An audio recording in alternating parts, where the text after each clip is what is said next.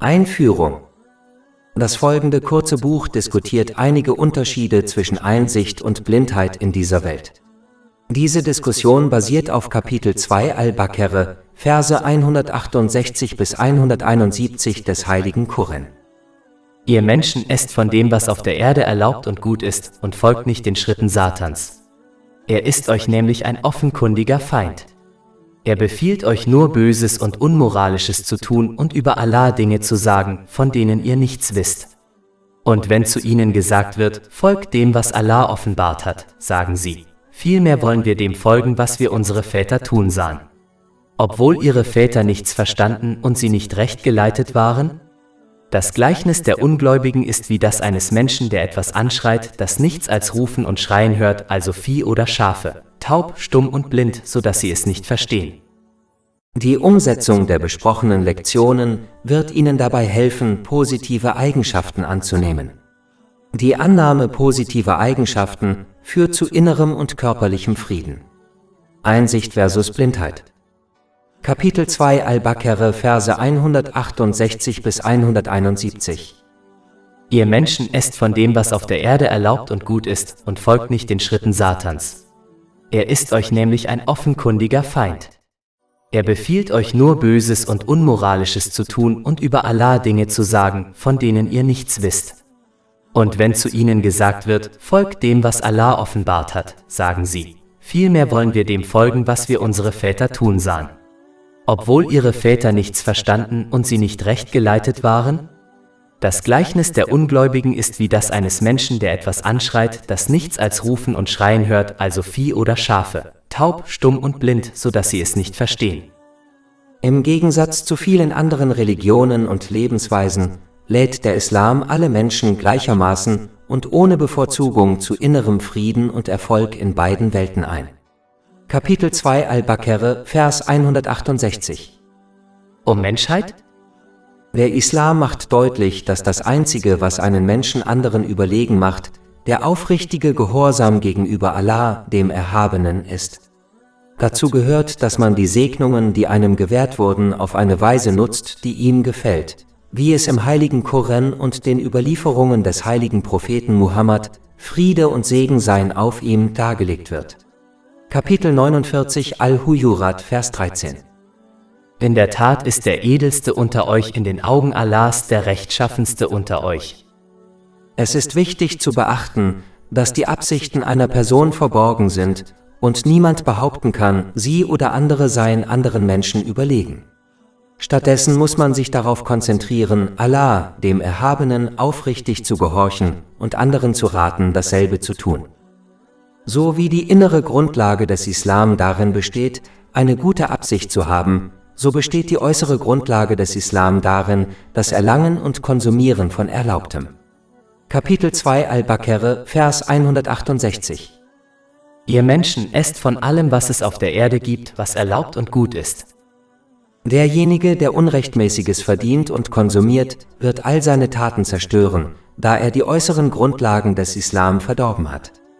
Dies muss um jeden Preis vermieden werden, da derjenige, der Unrechtmäßiges verdient und konsumiert, weder in dieser noch in der nächsten Welt Seelenfrieden und echten Erfolg finden wird, da Allah, der Erhabene, ihre Angelegenheiten und ihr spirituelles Herz, die Wohnstätte des Seelenfriedens, kontrolliert. Die Dinge, die sie auf unrechtmäßige Weise erwerben, werden für sie in beiden Welten nur zu einer Quelle von Stress, Angst und Ärger, selbst wenn sie Momente des Spaßes und der Unterhaltung erleben. Kapitel 9 Et-Tawbah, Vers 82. So lasst sie ein wenig lachen und dann viel weinen als Entschädigung für das, was sie verdient haben. Kapitel 20 Taha, Verse 124 bis 126. Und wer sich von meiner Erinnerung abwendet, dem wird ein bedrückendes Leben bevorstehen, und wir werden ihn am Tag der Auferstehung blind wieder auferstehen lassen. Er wird sagen, mein Herr, warum hast du mich blind wieder auferstehen lassen, wo ich doch sehend war? Er wird sagen, so kamen unsere Zeichen zu euch und ihr vergaßt sie, und so werdet auch ihr heute vergessen sein. Kapitel 2 Al-Baqarah, Vers 168. Ihr Menschen esst von allem, was es auf der Erde gibt, was erlaubt und gut ist. Ein Muslim muss auch danach streben, reine und gesunde Nahrung zu sich zu nehmen und zu konsumieren. Aus diesem Grund hat der heilige Prophet Muhammad, Friede und Segen seien auf ihm, in einem Hadith in Jami at-Tirmidhi, Nummer 2380 empfohlen, dass eine Person 1/3 ihres Magens für Nahrung, 1/3 für Getränke und das verbleibende Drittel für Luft verwenden soll. Dies wird am besten erreicht, wenn man mit dem Essen und Trinken aufhört, bevor man satt ist, und wenn man zu einer weiteren Mahlzeit eingeladen wird, kann man daran teilnehmen, ohne andere darauf aufmerksam zu machen, dass man bereits zuvor gegessen hat. Da übermäßiges Essen und ungesundes Essen zu unzähligen geistigen und körperlichen Problemen führt, wird derjenige, der sich ausgewogen und gesund ernährt, wie es der Islam vorschreibt, große Schritte in Richtung eines ausgeglichenen Geistes- und Körperzustands unternehmen, was wiederum zu innerem Frieden führt. Wer sich hingegen nicht ausgewogen und gesund ernährt und sogar Dinge beschafft und konsumiert, die nicht erlaubt sind, wird einen unausgeglichenen geistigen und körperlichen Zustand erlangen, was zu unzähligen geistigen und körperlichen Krankheiten führt. Dieses Elend in beiden Welten ist es, was der Teufel für die Menschheit wünscht, und deshalb ermutigt er sie zu einem gesetzwidrigen und ungesunden Lebensstil. Kapitel 2 Al-Baqarah, Vers 168. Esst von allem, was es auf der Erde gibt, was erlaubt und gut ist, und folgt nicht den Fußstapfen des Satans. Wahrlich, er ist für euch ein offenkundiger Feind. Um dieser Teufelsfalle zu entgehen, muss man islamisches Wissen erlernen und danach handeln. Man muss sich zum Beispiel immer vor Augen halten, dass einem die rechtmäßige Versorgung, die einem zugeteilt wurde, über 50.000 Jahre bevor Allah, der Erhabene, Himmel und Erde schuf, unweigerlich zuteil wird und niemand sonst sie einem vorenthalten oder für einen vermehren kann. Dies wurde in einem Hadith in Sahih Muslim, Nummer 6748, erörtert. Die Pflicht eines jeden Menschen besteht darin, die Energie und Fähigkeiten, die ihm zuteil wurden, zu nutzen, um seine rechtmäßige Versorgung zu erhalten. Solange man seinen Teil erfüllt, wird Allah, der Erhabene, dafür sorgen, dass man die rechtmäßige Versorgung erhält, die er einem vor so langer Zeit zugeteilt hat, selbst wenn er dafür Himmel und Erde bewegen muss. Kapitel 11 hat Vers 6. Und es gibt kein Geschöpf auf der Erde, dessen Versorgung nicht bei Allah liegt. Und er kennt den Wohnort und den Aufbewahrungsort. Alles steht in einem klaren Verzeichnis. Darüber hinaus muss der Mensch, egal wie sehr der Teufel versucht, ungesetzliche Verhaltensweisen zu beschönigen, daran denken, dass er sich der Kontrolle und Macht Allahs des Erhabenen niemals entziehen kann und in beiden Welten mit den Konsequenzen seines Handelns konfrontiert ist. Kapitel 2 Al-Baqarah, Vers 168. Und folge nicht den Schritten des Satans. Wahrlich, er ist für dich ein offenkundiger Feind. Dies beinhaltet die Annahme einer Lebensweise und eines Verhaltenskodex, der von der Lebensweise und dem Verhaltenskodex abweicht, die der Islam vorschreibt. In Wirklichkeit gibt es in dieser Welt nur zwei Wege. Der erste Weg beinhaltet aufrichtigen Gehorsam gegenüber Allah, dem Erhabenen, was beinhaltet, die Segnungen, die einem gewährt wurden, auf eine Weise zu nutzen, die Allah, dem Erhabenen, gefällt, wie es im heiligen Koran und den Überlieferungen des heiligen Propheten Muhammad, Friede und Segen seien auf ihm, dargelegt ist. Dies führt zu Seelenfrieden und Erfolg in beiden Welten, da Allah, der Erhabene, die Angelegenheiten und Ergebnisse aller Dinge kontrolliert. Kapitel 16 An-Nahl, Vers 97. Wer Gutes tut, sei es Mann oder Frau, während er gläubig ist, dem werden wir gewiss ein gutes Leben verhelfen, und wir werden ihnen gewiss ihren Lohn im Jenseits entsprechend dem Besten geben, was sie zu tun pflegten. Dieser Weg wird einen ermutigen, die Rechte Allahs, des Erhabenen und der Menschen zu erfüllen, was wiederum sicherstellt, dass sich Gerechtigkeit und Frieden in der Gesellschaft verbreiten. Darüber hinaus beinhaltet dieser Weg, sich in allen Situationen strikt an die beiden Quellen der Führung zu halten, den heiligen Koran und die Traditionen des heiligen Propheten Muhammad, Friede und Segen seien auf ihm. Daher muss es vermieden werden, auf der Grundlage anderer Quellen religiösen Wissens zu handeln, selbst wenn dies zu guten Taten führt. Tatsache ist, dass je mehr man auf der Grundlage anderer Quellen religiösen Wissens handelt, desto weniger wird man auf der Grundlage der beiden Quellen der Führung handeln, was wiederum zur Irreführung führt. Dies ist einer der Gründe, warum der heilige Prophet Muhammad, Friede und Segen seien auf ihm, in einem Hadith in Sunan Abu Dawud, Nummer 4606, gewarnt hat, dass jede Angelegenheit, die nicht in den beiden Quellen der Führung verwurzelt ist, von Allah, dem Erhabenen, abgelehnt wird. Der andere Weg, der Weg des Teufels, beinhaltet den Missbrauch der Segnungen, die einem gewährt wurden. Kapitel 2 Al-Baqarah, Verse 168 bis 169. Und folgt nicht den Schritten Satans. Er ist für euch ein offenkundiger Feind. Er befiehlt euch nur Böses und Unmoralisches zu tun und über Allah Dinge zu sagen, von denen ihr nichts wisst. Dies kann in beiden Welten nur zu Elend, Schwierigkeiten und Ärger führen, selbst wenn man Momente voller Spaß und Unterhaltung erlebt. Dies ist ganz offensichtlich, wenn man die Reichen und Berühmten beobachtet, die trotz ihres Reichtums und Ruhms ein deprimiertes und elendes Leben führen, selbst wenn sie Momente voller Spaß und Unterhaltung erleben. Darüber hinaus führt dieser Weg nur zur Verbreitung von Bösem und Unmoral in der Gesellschaft, da die Menschen ermutigt werden, sich wie Vieh zu benehmen, das nur daran interessiert ist, seine Wünsche zu erfüllen und daher alles ignoriert, was ihrer Lebensweise widerspricht, und sich so benimmt, als wären sie taub, stumm und blind. Dies wird sie daran hindern, die Rechte Allahs, des Erhabenen oder anderer Menschen zu erfüllen und wird daher die Verbreitung von Gerechtigkeit und Frieden in der Gesellschaft verhindern. Kapitel 2 Al-Baqarah, Vers 171. Das Gleichnis der Ungläubigen ist wie das von jemandem, der etwas anschreit, das nichts als Rufe und Schreie hört, also Vieh oder Schafe, taub, stumm und blind, so dass sie es nicht verstehen. Eine Gesellschaft, die sich so verhält, verhindert die Verbreitung von Gerechtigkeit und Frieden in ihr. Kapitel 9 Et-Tafba, Vers 82. So lasst sie ein wenig lachen und dann viel weinen als Entschädigung für das, was sie verdient haben. Kapitel 20 Taha, Verse 124 bis 126. Und wer sich von meiner Erinnerung abwendet, dem wird ein bedrückendes Leben bevorstehen, und wir werden ihn am Tag der Auferstehung blind wieder auferstehen lassen. Er wird sagen, mein Herr, warum hast du mich blind wieder auferstehen lassen, wo ich doch sehend war? Er wird sagen, so kamen unsere Zeichen zu euch und ihr vergaßt sie, und so werdet auch ihr heute vergessen sein. Man muss daher den richtigen Lebensweg wählen, auch wenn er den eigenen Wünschen widerspricht, denn das ist das Beste für einen selbst. Man muss sich wie ein kluger Patient verhalten, der den medizinischen Rat seines Arztes akzeptiert und befolgt, weil er weiß, dass es das Beste für einen ist, selbst wenn ihm bittere Medikamente und ein strenger Diätplan verschrieben werden. Kapitel 2 Al-Baqarah, Vers 169. Und über Allah zu sagen, was ihr nicht wisst.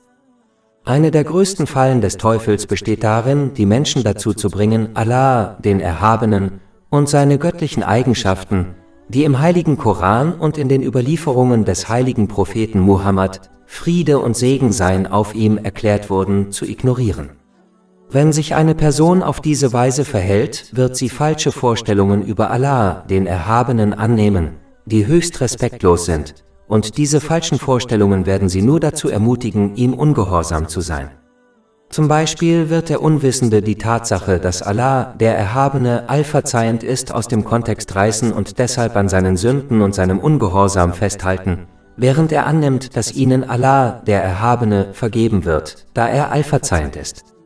Dieser falsche Glaube würde bedeuten, dass Allah, der Erhabene, ungerecht und unfair ist und den Täter des Bösen genauso behandeln würde wie den Täter des Guten. So etwas Falsches zu glauben, ist höchst respektlos gegenüber Allah, dem Erhabenen. Darüber hinaus wird diese falsche Haltung einen nur dazu ermutigen, an seinem Ungehorsam festzuhalten, was in beiden Welten nur zu einer Bestrafung führen kann. Daher müssen Muslime die islamischen Lehren lernen und danach handeln, um das richtige Verständnis von Allah, dem Erhabenen, dem heiligen Koran, dem heiligen Propheten Muhammad, Friede und Segen seien auf ihm, und dem Tag des jüngsten Gerichts zu entwickeln, damit sie zu allen Zeiten fest in der aufrichtigen Gehorsamkeit gegenüber Allah, dem Erhabenen, verharren. Dies beinhaltet, die Segnungen, die einem gewährt wurden, auf eine Weise zu nutzen, die ihm gefällt, wie es in den islamischen Lehren dargelegt ist. Wie bereits erwähnt, ist einer der Hauptgründe, warum Menschen die Wahrhaftigkeit des Islam und das Handeln nach seinen Lehren ablehnen, dass er ihre Wünsche in Frage stellt. Allah, der Erhabene, nennt dann einen weiteren Hauptgrund, warum Menschen die Wahrheit ablehnen. Kapitel 2 Al-Baqarah, Vers 170. Und wenn man zu ihnen sagt, folgt dem, was Allah offenbart hat, sagen sie, vielmehr wollen wir dem folgen, was wir unsere Väter tun sahen. Auch wenn ihre Väter nichts verstanden und nicht recht geleitet waren? Blinde Nachahmung anderer war schon immer eine große Quelle der Irreführung. Die Menschen müssen vermeiden, sich wie Vieh zu benehmen und stattdessen ihren gesunden Menschenverstand und Intellekt nutzen, um Informationen und Beweise zu analysieren und in verschiedenen Lebenssituationen eine geeignete Option zu wählen. Dies gilt sowohl für weltliche als auch für religiöse Angelegenheiten. Anders als die meisten Religionen verurteilt der Islam blinde Nachahmung und fordert die Menschheit auf, ihren Intellekt zu nutzen, um die Wahrhaftigkeit des Islam selbst abzuleiten. Kapitel 12 Jusuf, Vers 108. Sprich, dies ist mein Weg. Ich lade mit Einsicht zu Allah ein, ich und diejenigen, die mir folgen. Und Kapitel 34 Saba, Vers 46. Sprich, ich rate euch nur zu einem, steht zu zweit und einzeln für Allah und denkt dann nach. In deinem Gefährten ist kein Wahnsinn. Er ist für euch nur ein Warner vor einer strengen Strafe. Ein Muslim muss daher den Weg der Suche und des Handelns nach Wissen beschreiten, um die Wahrheit in jedem Aspekt seines Lebens zu erkennen, anstatt anderen blind zu folgen. Diese Haltung mag bei Kindern akzeptabel sein, aber nicht bei Erwachsenen.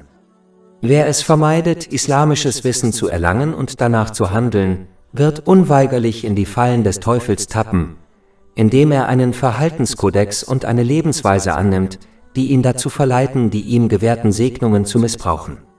Dies kann in beiden Welten nur zu Problemen führen, selbst wenn ein Muslim die grundlegenden Pflichten erfüllt, die normalerweise weniger als eine Stunde am Tag in Anspruch nehmen. Kapitel 2 Al-Baqarah, Verse 168 bis 169. Und folge nicht den Schritten des Satans. Er ist für dich ein offenkundiger Feind. Er befiehlt dir nur Böses und Unmoralisches zu tun und über Allah Dinge zu sagen, von denen du nichts weißt. Auch das blinde Befolgen des Guten anderer wird im Islam nicht empfohlen, selbst wenn man Gutes tut.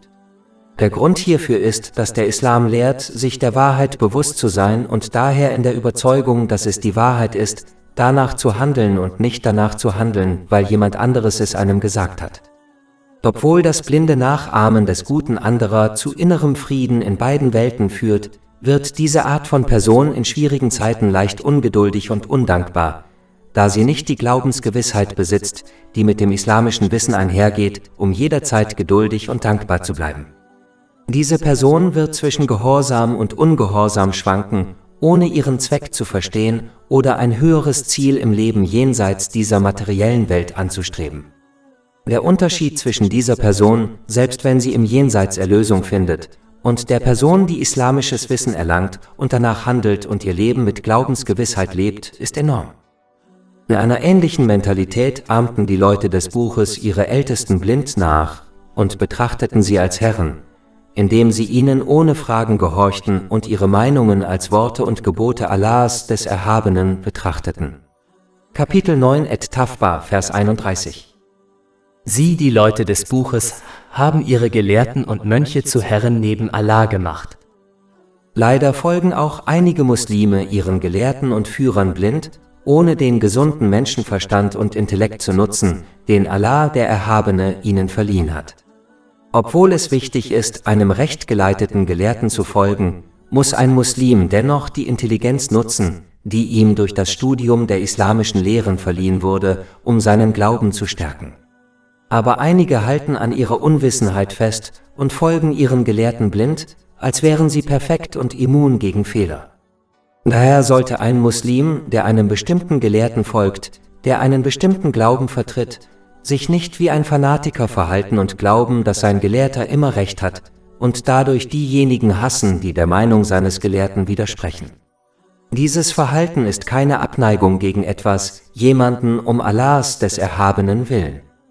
Solange es eine legitime Meinungsverschiedenheit unter den Gelehrten gibt, sollte ein Muslim, der einem bestimmten Gelehrten folgt, dies respektieren und andere nicht ablehnen, die von der Meinung des Gelehrten, dem er folgt, abweichen. Wenn eine Person auf blinder Nachahmung beharrt, wird ihr Leben zu nichts anderem als dem Leben von Vieh, das anderen blind folgt. In den meisten Fällen führt dies nur zu Ärger, Stress und Elend in beiden Welten, da die Person nicht die Kraft haben wird, bei jeder Gelegenheit fest an der Gehorsamkeit gegenüber Allah, dem Erhabenen, festzuhalten, selbst wenn sie guten Menschen blind folgt. Und es ist unvermeidlich, dass der blinde Nachahmer schlechten Menschen und ihren Meinungen folgt, die den Lehren des Islam widersprechen, selbst wenn sie als rechtschaffene Menschen erscheinen. Das Traurige ist, dass dieser blinde Nachahmer davon ausgeht, dass er richtig handelt, obwohl er in Wirklichkeit keine Ahnung hat, wie weit er wirklich vom geraden Weg entfernt ist. Derjenige, der weiß, dass er verloren ist, kann vielleicht seinen Kurs anpassen, aber derjenige, der glaubt, dass er auf dem richtigen Weg ist, wird seinen Kurs wahrscheinlich nicht anpassen. Kapitel 2 Al-Baqarah, Vers 171.